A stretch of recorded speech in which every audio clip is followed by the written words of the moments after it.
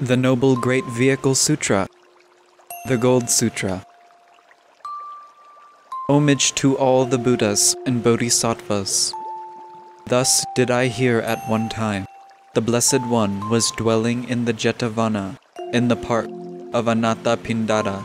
At the time, the Venerable Ānanda asked the Blessed One, "Blessed One, how should the mind of awakening be viewed?"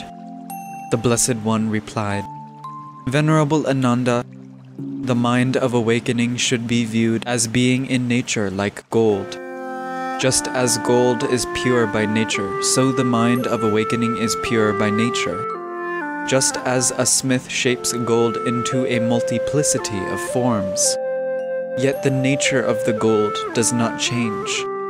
Although the mind of awakening may appear to have a variety of unique attributes, ultimately, these never waver from the mind of awakening.